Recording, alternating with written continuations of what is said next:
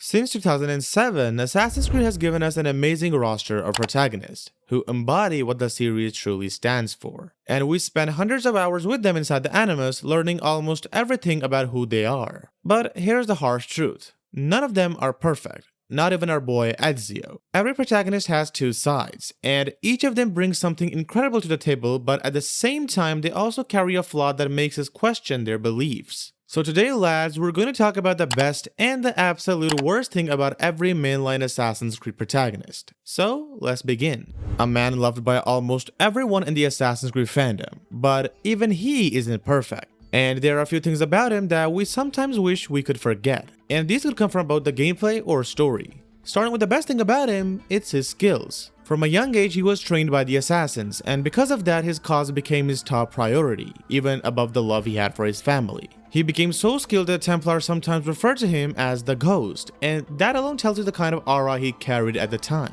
Then came the moment when he strayed slightly from his path, learning the harsh cost of arrogance and impatience. But instead of breaking him, it changed him, and that transformation became one of the greatest aspects of his character. Now coming to the worst side. Ironically, it's closely tied to his best trait. His deep commitment to the cause meant he rarely spent as much time with his family as he wanted to, and it ultimately played a role in the loss of his wife and son. And it's also something he deeply regrets in his later years, even trying to teach his son not to make the same mistakes. But aside from all that, yeah. There's also the small issue of him climbing like a damn turtle. A list about Assassin's Creed protagonists without Ezio? That's completely impossible. Ezio is easily the most human protagonist in the entire series, and that shows in his behavior and, more importantly, in his flaws. Just like any of us, he makes mistakes, and that journey from a young, rash, and flawed man to the wisest master assassin who even rebuilds the entire Italian Brotherhood is easily the best thing about him. We got 3 full games with him, and in each one he learned something important. Until eventually he chose to walk away from the life of an assassin because he no longer felt the same connection to it. And honestly, that's one of the most human traits a character can have. What makes it even better is how his character progression is reflected in the gameplay itself. In AC2, he fights like a novice. In Brotherhood, he fights like a master, and in Revelations, his fighting style becomes visceral, almost as if he's grown tired of the endless war between assassins and Templars. But the worst thing about him is tied to that exact same trait. His weariness from the conflict doesn't really cost him anything personally in Revelations, but the innocent people? Oh, they definitely paid the price. There are certain moments in the game where his actions indirectly lead to suffering, and they feel somewhat out of character for him. We've actually talked about this many times before and even covered it in detail in another video, which you can easily check out on the channel. So in the end, being human is both Ezio's greatest strength and his greatest flaw.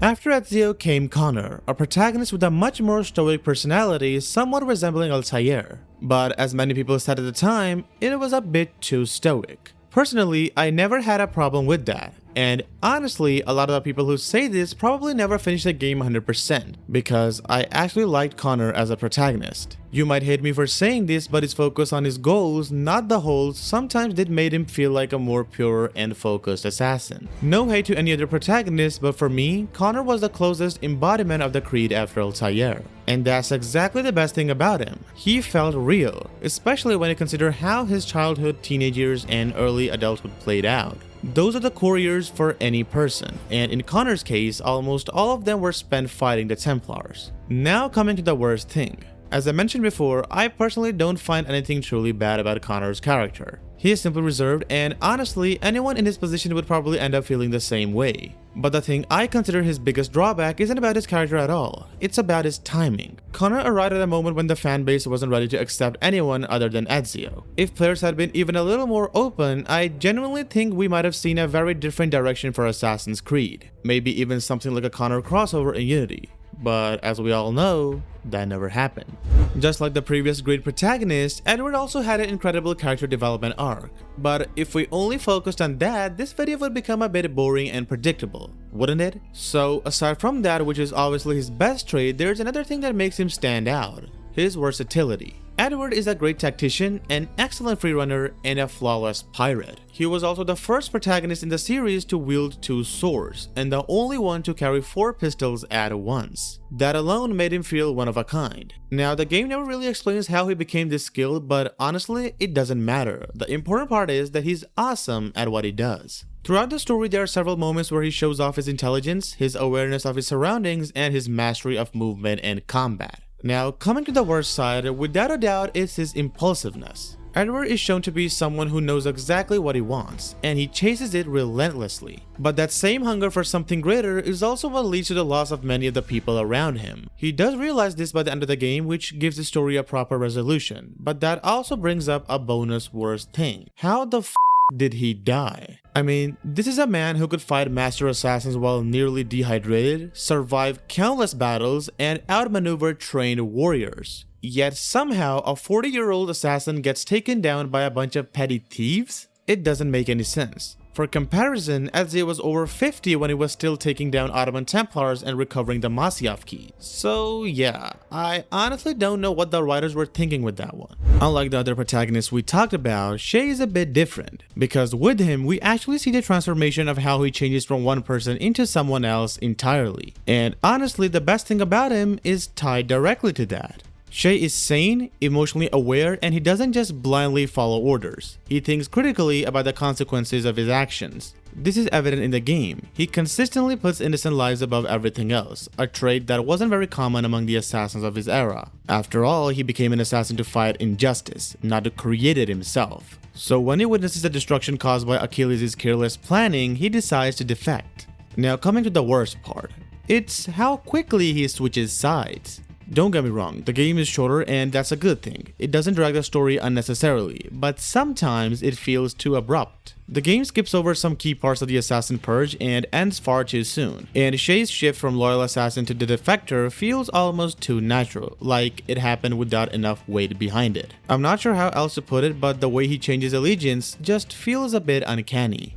I've never really been a big fan of Arno, and that's mostly because of how his story was handled in Unity. On one hand, he's chasing revenge, and on the other, he's chasing the girl. And by the time you're halfway through, you're just sitting there asking, what the hell do you even want, dude? But credit where it's due, Arno is a professional when it comes to missions. He's the only assassin in the series who cleared the entirety of the French Templars with just 2 months of training. And not just that, he even beat his mentor, Bayek, with that limited experience. An apprentice pulling off something like that?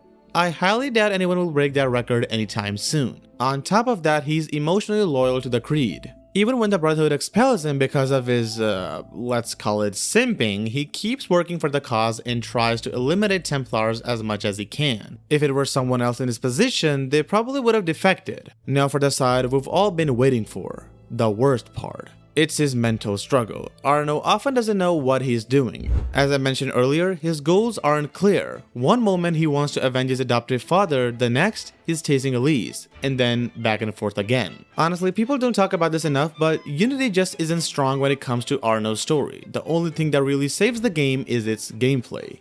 Now moving on to our dynamic duo, Jacob and Evie Frye. And let me tell you, this pair brings something completely different to the table. Starting with Jacob, the man is a charismatic hunk. He's loud, brash, and loves to charge headfirst into danger. That boldness makes him incredibly fun to play, and his swagger gives Syndicate a personality that feels alive. Whether it's him leading the Rooks or taking down the Templars, he's always doing it with style, and that's easily his best trait. But of course, there's a flip side. Jacob's recklessness and impulsiveness often land him in trouble, and he drags others into it too. While it's fun to watch in gameplay, it also makes him less thoughtful compared to his sister. And speaking of his sister, Evie Frye is basically the exact opposite. Calm, calculated, and lethal in the shadows, she is the ultimate assassin when it comes to stealth. Her intelligence makes her an incredibly satisfying character to play, and she balances out Jacob's chaos perfectly. Now for the downside. Evie can sometimes feel a bit too reserved. She doesn't have Jacob's charm, and because of that, she can come across as a little cold or distant in cutscenes. Some players love that, some players wish she had more personality on display, but either way, it's something you notice when you compare the two. Starting things off with Bayek of Siwa, the man who basically became the stepping stone for the new generation of Assassin's Creed games. Now, whether you like the RPG direction or not, you cannot really deny that Bayek himself was one of the most memorable protagonists Ubisoft has given us in a long time. But let's cut the bullshit for a second.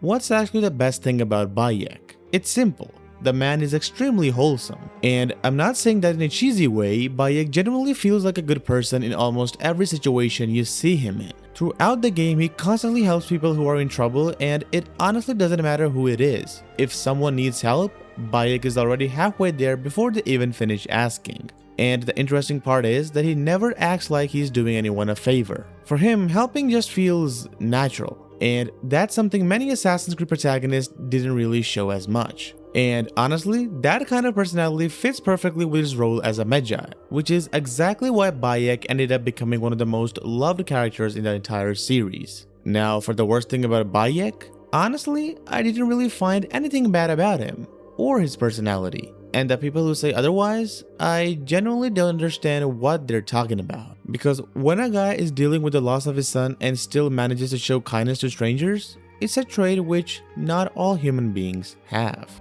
Coming to Kassandra, the protagonist that many players didn't even realize was the canon choice for the game. And honestly, even today, some people still don't know that. Now, Kassandra is one of those characters who has a lot of things worth praising and criticizing for. But for the sake of this video, we will focus on just one main point from each side. So let's start with the best thing about her.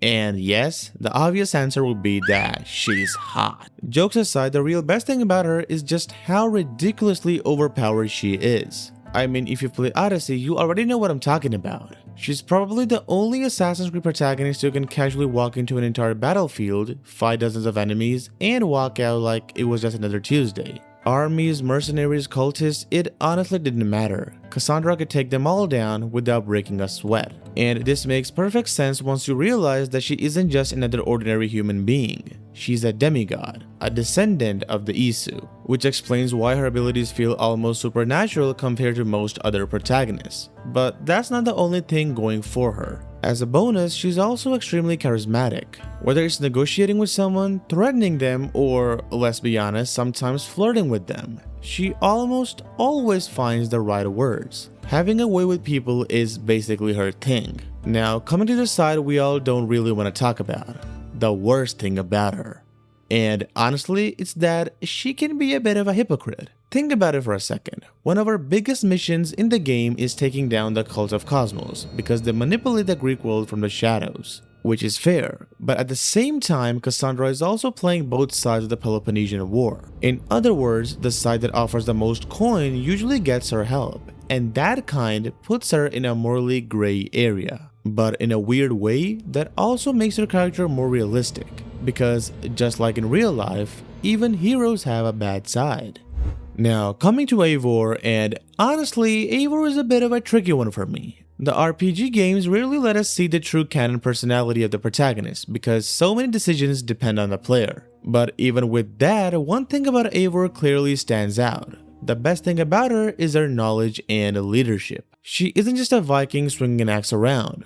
Throughout the game, she shows real expertise in leadership and battle. Whether it's leading her clan, organizing force sieges, or forming alliances across England, Eivor usually knows exactly what she's doing. And part of that wisdom also comes from Odin being in her mind. But what's interesting is that she eventually makes peace with Odin and chooses her own path, showing how strong her mind really is. Now for the worst thing about Eivor. Despite all that knowledge and skill, she can sometimes feel way too stoic, almost to the point where she doesn't even feel like a real person. And I'll be brutally honest here, this was especially noticeable with the female version. The male version felt natural, but the female one didn't always land the same way. Her voice was a bit too husky for the character, which honestly broke the immersion at times and made the overall experience feel a little off. If only they had put more effort into making her speak with more authenticity and emotion, then it would have been perfect. Okay. Basim is the only protagonist who's still alive and active in the series, so his best and worst traits could change depending on how Ubisoft uses him in the future. But for now, let's start with the best thing about him. Honestly, it's being an assassin. Like, literally, that's the best thing of his. Ubisoft Bordeaux designed the gameplay perfectly around his agility, stealth, and skills. You feel every bit of his training and experience, and watching him become the youngest master assassin since Altair is just awesome. Plus, with all his tools, abilities, and parkour moves, playing as Basim never gets boring. Now for the worst thing. We've touched on this before, but it's worth saying again. The combat. Basim really falters in fights. He can get taken down after just a few hits, which makes sense since combat wasn't the main focus of the game. But if we're talking character-wise, the worst is how he treats people who helped him during his lowest points. He can be a real snake sometimes, and it's hard to overlook though, because of course, Loki's influence aside, that's mostly on him. Alright, let's be honest, both Yasuke and Naoe are kinda mid when it comes to characterization, and that actually becomes their worst thing. So starting with the worst thing, with Naoe. She's a strong female protagonist with a solid personality and a great gameplay, but here's the problem. She's basically a glass cannon. 1 or 2 hits and she's down. I get it, she's not meant for heavy combat. Her agility is her strength, and the gameplay reflects that. But the lack of survivability makes some parts feel boring. At least, let her take a few hits before she dies. Then comes our boy Yasuke. Stealth? Forget it. He literally cannot do stealth. Enter a room, take down one enemy, and suddenly the whole fort is on alert. Climbing? Fails. Leap of faith? Fails. Basically, if it's tricky, he's definitely gonna fail. And from what I've seen, the latest updates haven't really fixed that. Now, enough of the worst, comes the best thing for both. It's just how straightforward their abilities are. Naoe is fast and it feels great to move and attack with her agility. Yasuke is strong and you feel every ounce of his power. So the point is that they're not just reskinned versions of past characters like in Syndicate. Their abilities actually shine and feel fun when you play them. It's nice to see a game where the protagonists match their gameplay instead of just looking cool while being mediocre to control. And with that being said, the video comes to an end. Also, if you have any other idea or want to share something, then make sure to let us know in the comments below. Subscribe for more content like this one. We'll see you in the next video. Till then, take care and goodbye.